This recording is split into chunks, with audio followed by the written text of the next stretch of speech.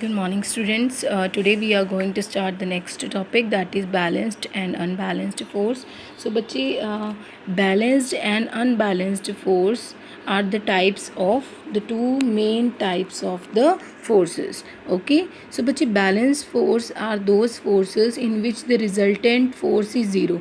What do you mean by resultant force is zero? That means the force applied by both the bodies on the object is same. Okay, due to which there is no change in that body. Okay, so that force is called as a balanced force. For example, if I am pushing a chair, okay, and on the other hand one more student is pushing the chair, okay, and the chair is not moving in any of the direction, in that case the force is balanced. That means both the parties are applying same force, so that means the resultant force is zero. So you will see that there is they cannot set the stationary object to move. Okay, so it will not start moving, it will, if it is moving it will not stop, and neither its shape and size will be changed. That type of forces are called as balanced forces. And unbalanced forces are those type of forces in which the resultant force is not zero. Resultant force is not zero, that means the resultant force is not zero, that means one team is applying more pressure than the other team, okay, in which the object will move in one direction where the force is more.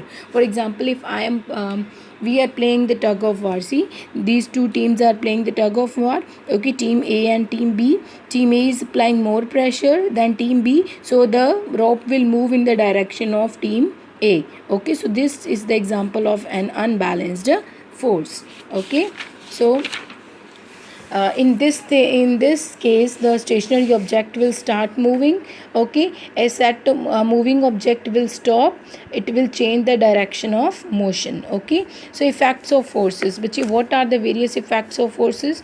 Bache, see, the same thing. Force can move a stationary object. Okay, so when we are kicking it starts moving. It can stop a moving object. For example, if we are catching some ball, then the ball stops moving. It can increase the speed of an object. For example, if we are applying force, okay, on a car, okay, so it will increase its speed. Okay, a toy car here.